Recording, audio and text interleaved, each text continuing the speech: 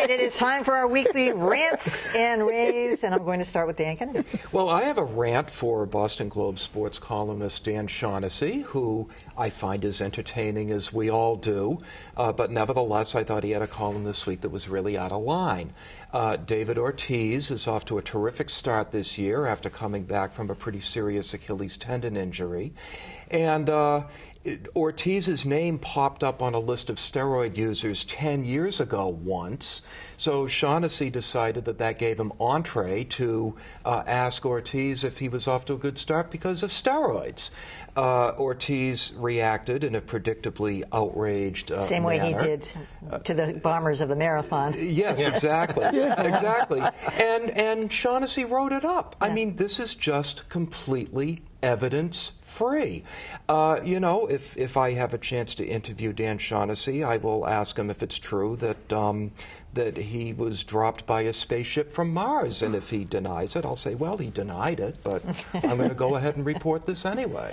All right. Callie, what do you got? BuzzFeed, which is a social media site, hired a foreign editor and is making plans to hire other people to cover foreign news. They say Cairo and Mexico.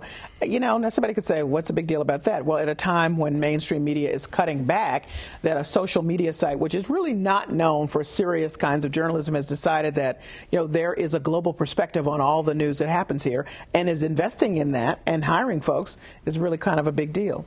The other social media site is Huffington Post. They also have some folks covering foreign news. BuzzFeed is best known for great cat videos. Yeah, exactly. But even last year, they ran this wonderful long essay by, the only Mormon journalist who was covering the Romney campaign. And it was really interesting. Yeah.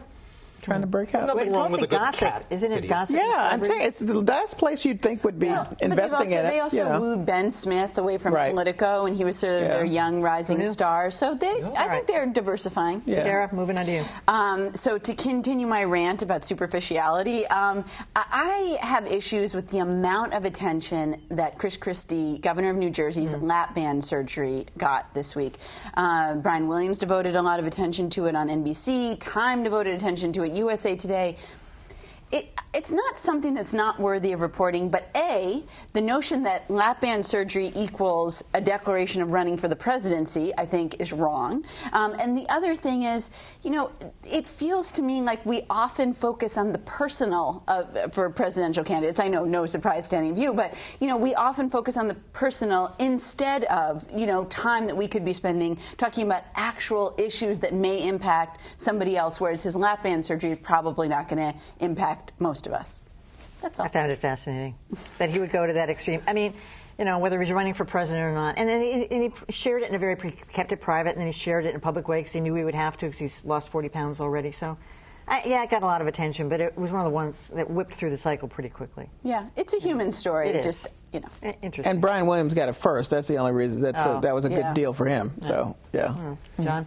Well, my rant is, and I've done this before, is about gaffe stories. And I love a good one, but not all of them are good, yet we do them all. And the latest example is this guy, Neil Ferguson, I guess is his name.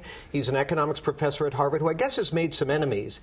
And every last one of them went to town when news, quote unquote, surfaced that he had made a remark about the economist John Maynard Keynes, that he wasn't good about his theories weren't very applicable to the future because Keynes didn't think much about the future because he didn't have kids because he was probably gay.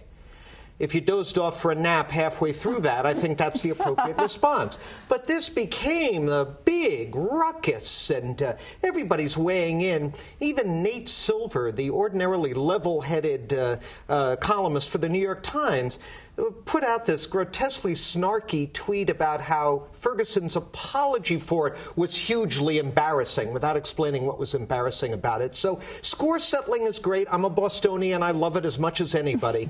But really, do we need to devote big chunks of journalistic space to this stuff? I don't think so. All right. Well, I have a rave tonight for a change, and that is for Anderson Cooper, who has, I think, just done a fantastic job, both on the marathon bombing story, and this week in Cleveland, keeping a level head. He's gotten exclusive interviews. He's done it in a it's a terrible, salacious story to begin with, but just the way he's reported, I mean, I was really glued to CNN the last couple nights. And I guess I'll throw in a rant while I'm at it, because I find Piers Morgan unwatchable, even when they're using the same material, even sometimes with the same interviews. I mean, he doesn't have the passion. He doesn't have the kind of chops. He doesn't have the personal touch. He's flat and. Well, he's not a journalist, for one thing. No, and then there's that. Unfortunately, they need about 5 Anderson Coopers at this They point. spread him a little thin. I totally agree with that. CNN is at its best when Anderson Cooper is on the scene of a big story, interviewing person after person after person. It's a textbook of how to do it. Yep.